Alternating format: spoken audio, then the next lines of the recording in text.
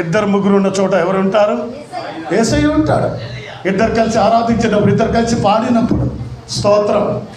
ప్రభు బైబిల్లో ఒక మాట చెప్పాడు, ఎక్కడ మీరు వెళ్ళినా ఇద్దరు వెళ్ళమని చెప్పాడు. అవునా కాదా?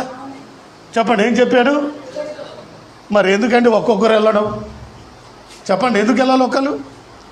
ప్రవీణ్ ప్రకాష్ గారు ఒక్కరే వెళ్ళారు. ఆయనతో దేవుడు ఉండవచ్చు,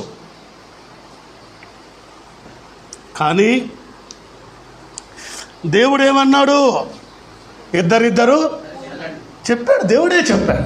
ఇద్దరిద్దరు ఆ రోజు ఒంటరిగా ప్రయాణం చేయడమే తప్పు, అది రాత్రి వేళ. అవునా? అందుకు నేను ఎక్కడికైనా వెళ్తే ఒక్కడ వెళ్ళనే. ఈ రోజైనా ఆ రోజైనా నలుగురు వెనకాల ఉండేవారు. యాకోబు గారు, దావీదు గారు, నూకరాజు, ఇలాంటి వాళ్ళందరూ కలిపి వీళ్ళు పట్టుకుని వెళ్ళేవాడిని.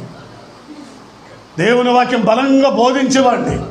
ఆనందిగామ, విజయవాడ, నున్న పరిసర ప్రాంతంలో వెళ్తే వెనకాల వచ్చేవారు. ప్రసాద్, తిమోతి, వీళ్ళందరూ ఎందుకు వచ్చేవారు? దేవుని బిడ్డలారా గమనించండి. 2 మంది శిష్యులు దేవుడు ఏర్పాటు చేసుకున్నాడు. తర్వాత 70 మందిని దేవుడు చేసుకున్నాడు. ఒకరు వెళ్ళకండి, మీరు ఇద్దరిద్దరు. అది ప్రభు మాట, దేవుని స్తోత్రం. ఒకళ్ళు ఇద్దరు వెళ్ళి ఉంటే, కొడతా ఉంటే, చంపుతూ ఉంటే, ఒకరైనా తప్పించుకుంటే తెలుసును కదా. ఒక గోతులు పడుతుంది వాక్యం, ఒక లేవనెత్తుతారండి. అది వాక్యం. ఏం చేస్తున్నాం మనం? ఎందుకు కొన్నిసార్లు మన భక్తిలో చాలా వెరైటీ. ఎవరు చేయాలి అంటే దేవుడు కొని చెప్పాడు కదా. ఎందుకు నీకు ఒంటరి ప్రయాణం? నీ మీద త్రిక్ట్ ఉందని చెప్పాడు ఆయనే. నన్ను చంపేస్తారని చెప్పిన మాట విన్నావు కదా. దేవుడు చెప్పింది వినాలి వద్దా? మనమే మన ప్రాణాన్ని కావాలని పోగొట్టుకోకూడదు. దేవుడి స్తోత్రం. యేసు ప్రభువును చంపడానికి చాలాసార్లు ఎవరు యూదులు ప్రయత్నించారు లేదా? కానీ వాళ్ళకి తప్పించుకొని పారిపోయేవాడు. దేవునికి స్తోత్రం. తప్పించుకొని వెళ్ళేవారు ఆయన. అందుకని ఎవరో చంపుతారండి ఊరు పడిపోవడం కాదండి.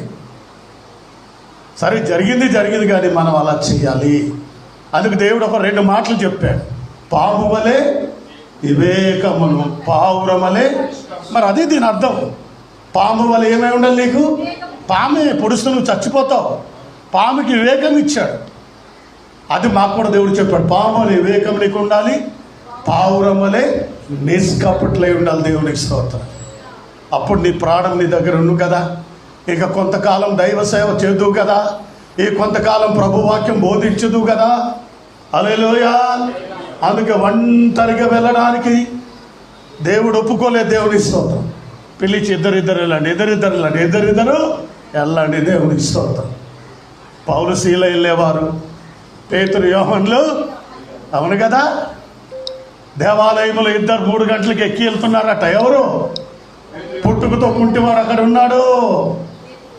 ఇద్దరు వెళ్ళారు. యేసు నామములు ప్రకటించారు. నజరేయుడు యేసు నామములు లే అంటే ఏమైంది? లేచి నడిచాడు. దేవునికి స్తోత్రం. అది రివైవల్ అన్నమాట. దేవునికి స్తోత్రం. అది ఉజ్జీవం. ఒకళ్ళు పాడితే ఒకడు ప్రార్థిస్తారు, ఒకళ్ళ వాక్యం చేత ఒకళ్ళు ఆరాధిస్తారు. అది వాక్యం. అది యేసయ్య చెప్పాడు. దేవునికి స్తోత్రం.